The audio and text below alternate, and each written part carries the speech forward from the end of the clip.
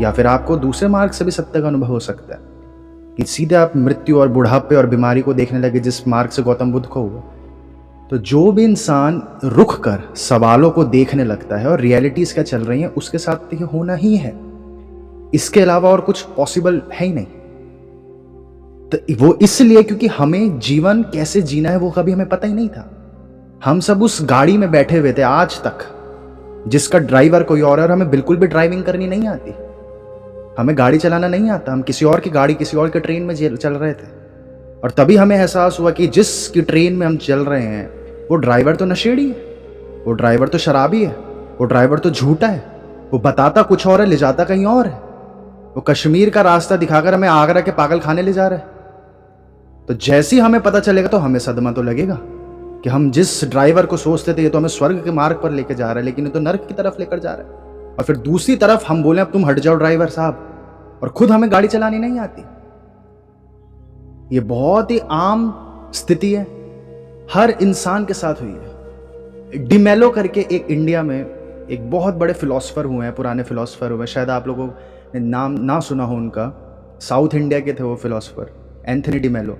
तो वो इसी चीज पर विशेष कहा करते थे कि जब मैं एनलाइटेंड नहीं था तब मुझे डिप्रेशन था, और जैसे मैं एनलाइटेंड हुआ तभी भी डिप्रेशन था। तो आप ये समझे एनलाइटनमेंट को वो इस शब्द से समझाना चाह रहे हैं कि जब मुझे सत्य समझ आने लगा। तो डिप्रेशन का मतलब आप ऊर्जा के रिलैक्सेशन को समझे। डिप्रेशन अपने आप में कोई नकारात्मक शब्द नहीं है, खाई कोई नकारात्मक शब्द नहीं होता, हमारा नजरिया है। डिप्रेशन में सैडनेस हमने जोड़ दिया, सैडनेस माइंड है, डिप्रेशन माइंड नहीं है, डिप्रेशन एक स्टेट है और उसमें हमने सैडनेस जोड़ दी। जो डिप्रेशन की स्टेट है उसमें इंसान रिलैक्स्ड हो जाता है और किसी भी चीज को गहराई से सोचता जाता है। उस स्टेट में अगर आपके साथ हैप्पीनेस या फिर पीस या कोई भी स्टेट और जोड़ दी जाए, कोई भी माइंड जोड़ा जाए, तो आप उसी चीज के गहरे में उतरते जाएंगे। आप समझ रहे हैं? डिप्रेशन का यानी एनर्जी रिलैक्स्ड हो रही है उस इंसान की, और डिप्रेशन की स्टेट्स पर ही पहुंचने को, हालांकि इस चीज को डिप्रेशन नहीं बोलेंगे ईस्ट के लोग, लेकिन इस रिलैक्सेशन के स्टेट्स पर पहुंचने के लिए ही तो सारे व्रत रखे जाते हैं। इसी डिप्रेशन यानी कि रिलैक्स्ड स्टेट्स पर कि शरीर लेस एक्टिव हो, माइंड लेस एक्टिव हो। तो वो जो उल्टा फुल्टा हम सीखते हैं कि 1 महीने का व्रत रख लेते हैं हम लोग, 8 दिन का व्रत रख लेते हैं। किसी साधु संत से आप पूछते हैं, किसी से भी पूछते हैं कि अपने शरीर के काम वासना को कैसे काबू करें, क्योंकि पुरुषों के साथ काम वासना का दिक्कत है तो स्त्रियों के साथ इमोशंस की दिक्कत है।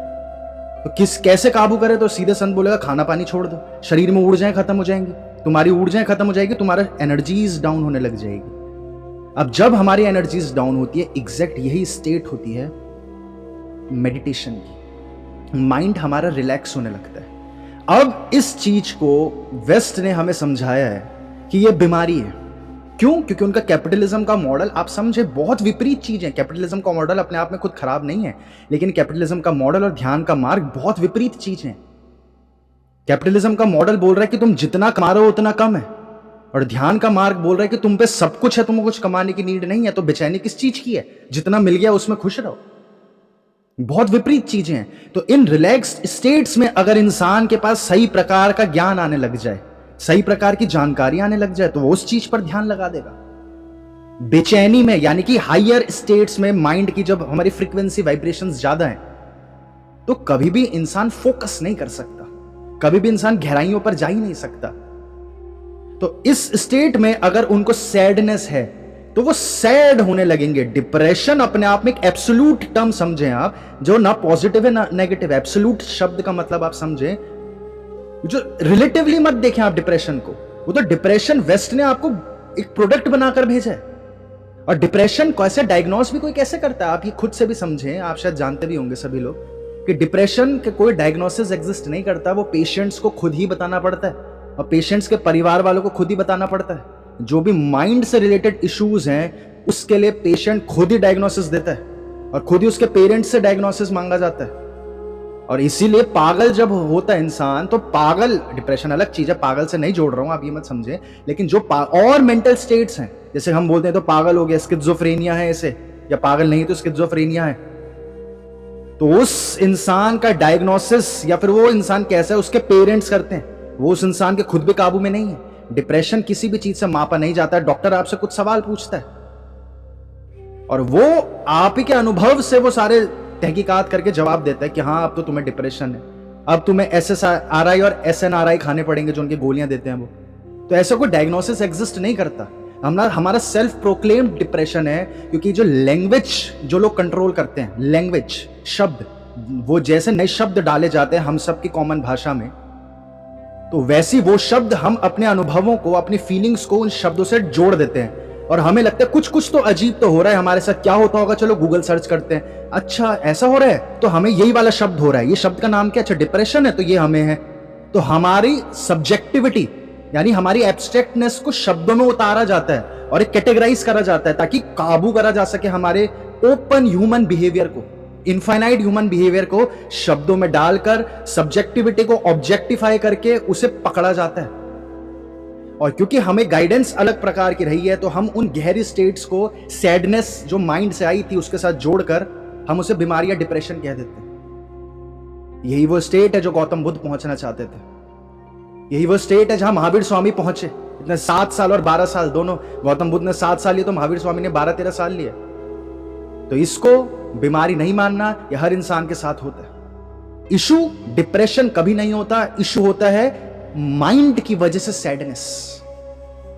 सॉल्यूशन उनका जो है वो सिर्फ यही सॉल्यूशन हो सकता है, या तो वो इस चीज पे कंटिन्यू रहे, क्योंकि आप ये समझे वो अभी गलत नहीं है, बट गाइडेंस टेढ़ी मेढ़ी है, वो मार्ग बिल्कुल सही जा रहा है, शब्द गलत पकड़ा गया उनको। मेंटल स्टेट्स का सॉल्यूशन ही संगत है।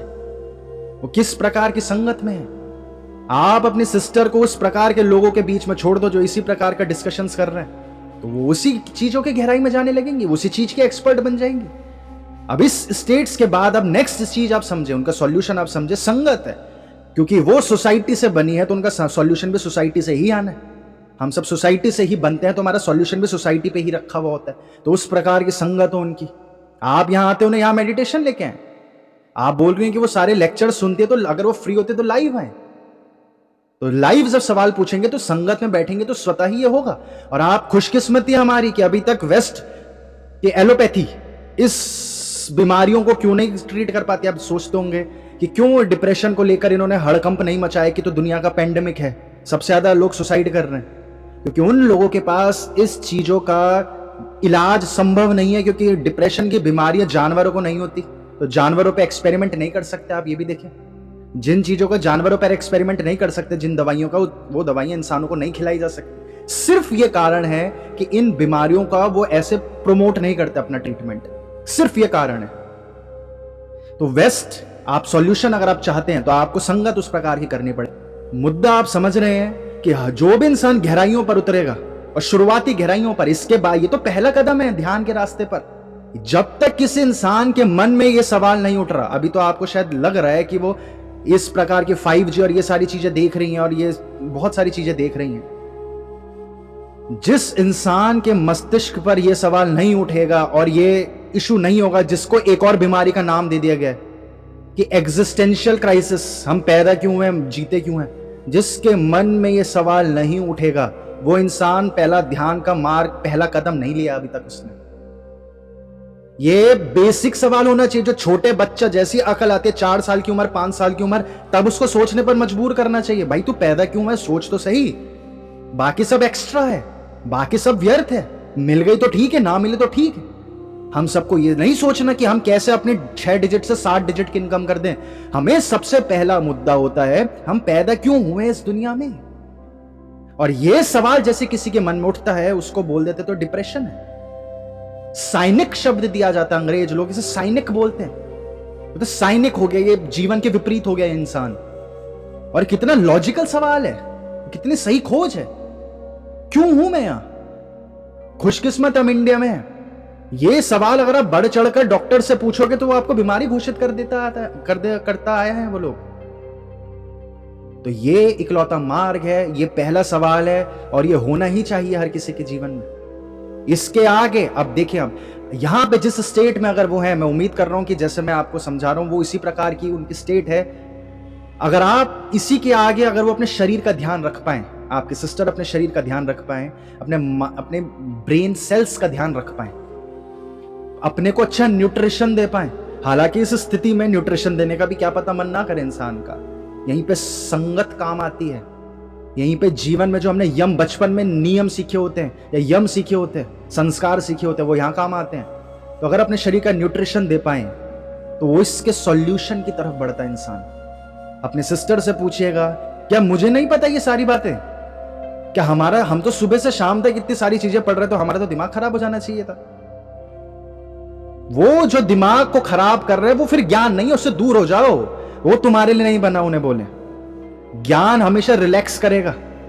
ये पहली स्टेज है। अगर वो अपने को यहां पर न्यूट्रिशन देते रही तो वो और स्तर तक पहुंचेंगी, वो और स्तर तक पहुंचेंगी। और इस चीज की खुशकिस्मती है उनकी कि उन्हें रियलाइज हो रहा है कि दुनिया ऐसी है। गौतम बुद्ध को अलग प्रकार से रियलाइज हुआ, उन्हें इस प्रकार से रियलाइज हो रहा है। ये तो हर किसी जो सोचने वाला मनुष्य है उसके जीवन में आएगा ही सवाल। अगर कोई मनुष्य ऐसा है कि जिसने कभी सोचा ही नहीं जीवन का क्या मकसद है, तो उस मनुष्य से आप दूर रहें, उस मनुष्य से दूर रहें आप। इसी डिप्रेशन को समझाने के लिए हमारे उपनिषदों में बहुत खूबसूरती से लिखा गया है। ऋभु नाम का योगी ध्यान की गहरी अवस्थाओं में बैठे थे और उनसे वो ये पूछने गए थे कि मेरे को बताओ जीवन का मकसद क्या है। तो उपनिषदों में कुछ योगी योगिनियां होती हैं, यक्ष यक्षनियां होती हैं, जिसे हम देवता बोलते हैं या हायर एनर्जीज बोल लें, या फिर एनर्जीज भी शब्द हटा दो, हमारी ही मेंटल स्टेट्स हैं, रिलैक्स्ड मेंटल स्टेट्स। उस स्टेट्स में, जैसे हम लूसिड ड्रीमिंग कुछ क्लासेस पहले डिस्कस कर रहे थे, उस स्टेट्स में पहुंचते साथ ही उस योगी ऋभु ने यह सवाल उठाया कि मैं दुनिया में क्यों मौजूद हूं।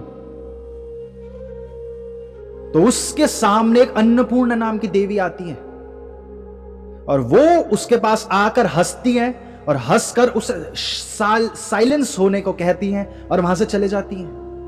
और वो योगी ऋभु जिसके ऊपर ये सारी उपनिषद लिखी गई, जो यही बात हनुमान को राम ने समझाई। अगर हम अपने रिलीजियस टेक्स्ट से पढ़ लें या फिर खुद के अनुभव से भी आपको एहसास होगा, जो क्योंकि मैं हमेशा बोलता हूं कि रिलीजियस टेक्स्ट भी तभी आपके लिए हैं, पहले खुद से अनुभव हो। कैसे मान रहे हो हम रिलीजियस टेक्स्ट सही है कि नहीं है, मत मानना कभी किसी को सच, खुद से अनुभव होना चाहिए। तो ये उस योगी ऋभु ने बोला कि जब तुम साइलेंस में जाओगे और सवालों पर उतरते जाओ, उतरते जाओ, उतरते जाओ, उतरते जाओ, यही मुझे अन्नपूर्णा देवी ने सिखाया है और यहीं से तुम ध्यान के मार्ग पर आगे बढ़ सकते हो। स्पष्ट वर्ड टू वर्ड लिखा हुआ है कि इस स्टेट पर मैं पहुंच गया था कि जीवन में मेरे को स्वाद कुछ मतलब ही नहीं है, मर ही जाता हूं। ये वो कंडीशन है, बस संगत सही चाहिए। अगर आपको इसी वक्त आपकी सिस्टर योगी ऋभु आपके मुंह के आगे होता, आपके सिस्टर के सामने, तो वो योगी ऋभु तो कहता कि तुम तो हो गए पूरे, बिल्कुल सही मार्ग पर जा रहे हो और अब तुम्हारे अंदर क्षमताएं आएंगे विश्लेषण की। या आपकी सिस्टर की सिर्फ विश्लेषण की क्षमताएं हैं, वो पढ़ पा रही हैं। उस शरीर अगर स्वस्थ रहेगा तो हमारे ब्रेन सेल्स, हमारा कॉन्फिडेंस रहता है हमारे जीवन में। वीक बॉडी वीक माइंड करेगी। आप लोग हमेशा याद रखें, अगर आपकी फिजिकली वीक हैं आप लोग, कसरत, इसलिए मैं हर क्लास में आपको, अधिकतर क्लास में बोलता हूं, कसरत बेहद जरूरी है। अगर आप ये जीवन का सूत्र, रूल याद कर लें, वीक बॉडी वीक माइंड है। अगर आपकी सिस्टर कसरत नहीं करती हैं तो 100% उन्हें कसरत करनी चाहिए।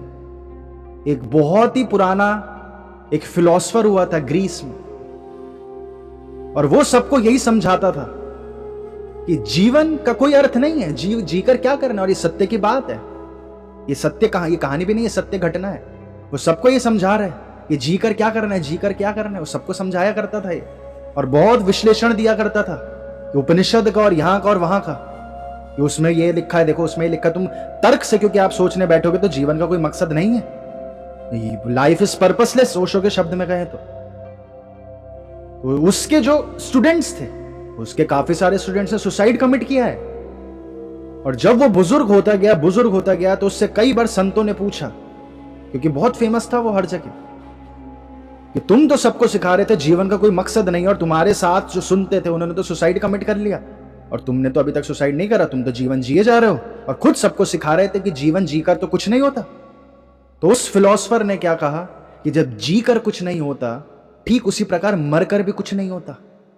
मरकर भी कुछ नहीं है, ये जीवन खत्म भी हो जाएगा तभी भी कुछ नहीं है। तो चिंता, डर, फियर या कोई भी सवाल उठना संभव नहीं है। अगर जीवन में कुछ नहीं रखा तो तुम एक कदम और तो सोचो ना। तुम मूर्खता है, तुम सुसाइड कर दे रहे हो। मरकर भी क्या होता है? अगर कुछ हो भी सकता है, लेकिन अगर हो भी सकता है संभव, तो उसका जवाब तो जीवन में ही मिलेगा ना। उसका सवाल का जवाब जीवन में ही मिल सकता है। जब मरने की बारी आएगी तो मर जाएंगे। तो जीकर अगर कुछ नहीं होता, या इसी की शुरुआत में हम देख रहे लाइफ का कोई पर्पस नहीं है, तो ये गहन हमारे उतर जाना चाहिए कि मरकर भी कुछ नहीं होता। हमारा मकसद यह है कि हम रिलैक्सेशन की स्टेट पर इस मृत्यु के भय से बाहर आ जाएं। ये जी कर भी कुछ नहीं होता, इसके साथ ये भी जान ले कि मरकर भी कुछ नहीं होता, क्योंकि आप बॉडी नहीं हो। ये जैसे आपको अनुभव होने लगेंगे तो मृत्यु भी फिर कुछ इवेंट नहीं है ना आपके लिए, तो फिर जीवन भी कोई इवेंट नहीं है, एक्सपीरियंसेस रह जाएंगे। तो सॉल्यूशन के समझ में आप ये समझें कि जो वो स्टेट है वहां पे उन्हें राइट नॉलेज चाहिए, क्योंकि इतनी सारी जो, अगर वो और पढ़ेंगे तो इतनी सारी चीजें हैं, तो चीजें पढ़ते पढ़ते पढ़ते उन्हें हंसी भी आने लग जाएगी। लेकिन एनर्जी कम होती है, तो एनर्जी कम होने की वजह से जहां हमें थकान लगती है, थक गए ना अब हम, और नहीं पढ़ पा रहे और नहीं सोच पा रहे, और ये इसके आगे के जो ध्यान विधि हम करते हैं वो भी आप समझेंगे अभी आगे चलकर। लेकिन आप ये समझें कि इंसान की शरीर में ऊर्जाएं कम है, थकान ज्यादा है, माइंड थकान है, तो हमें थक लग जाती है जितना पढ़कर, तो हमें लगता है वही मंजिल आ गई। हमारा जहां गाड़ी का पेट्रोल खत्म हुआ, हमें लगता है यही हमारा घर होगा। मंजिल पे नहीं पहुंच रहे होते हैं लोग, थकान के कारण जिस स्थिति पर है उस स्थिति को अंत की स्थिति मान लेते हैं। उनको सही संगत चाहिए, उनको सही नॉलेज दीजिए, और ये भी समझिए आइए उन्हें कि ये सारी जानकारी तो कितने सारे लोगों को पता है, और वही तो लोग सॉल्यूशन की तरफ बढ़ पाए। वो जीवन की जिन्हें गड़बड़ियां पता है वही तो आगे बढ़ पाए। अब अगर वो कल की पुराण पढ़ने लग जाएंगी या फिर इस प्रकार की चीजें पढ़ने लग जाएंगी जो भविष्य में ये होगा, अगर हिंदुइज्म पढ़ेंगी, जैनिज्म पढ़ेंगे, बुद्धिज्म पढ़ेंगे, कोई भी रिलीजन पढ़ते हैं, तो वो बोलेंगे कि एसिड रेन होगी कुछ सालों बाद, आने वाले समय में एसिड रेन होती है, कि कलयुग में एसिड रेन होगी, और एसिड रेन होने के बाद आप खेती नहीं कर पाओगे, और खेती नहीं कर पाओगे तो इंसान इंसान को खाएगा। अब ये बातें हैं, तो दिक्कत कहाँ है फिर? खाने दो इंसानों को, दिक्कत कहीं मौजूद नहीं है। वो दिक्कत यहाँ है कि वो कंडीशनड गलत तरीके से। क्या आप अपने सिस्टर से बोलें, या फिर आपको ही देखना पड़ेगा कि वो अपने शरीर का ध्यान रखते हैं कि नहीं रखते। अगर वो शरीर का ध्यान नहीं रखती, और मैं भी अपने शरीर का ध्यान नहीं रखूंगा, या कोई भी अपने शरीर का ध्यान नहीं रखेगा, तो इनेविटेबल है वो थकेगा, उसका माइंड थक जाएगा, और माइंड थक जाएगा तो उसको शब्द दिया जाता है डिप्रेशन। ठीक है, क्योंकि हम शरीर का ध्यान नहीं रखते। जैसे छोटे बच्चे का ध्यान रखती है माँ, वैसे ही हमें अपने शरीर का ध्यान रखना होता है। शरीर में ऊर्जा आएगी तो वो सवाल के जवाब की तरफ उनका मस्तिष्क दौड़ने लग जाएगा, यही उनका मोटिवेटिंग फैक्टर बन जाएगा।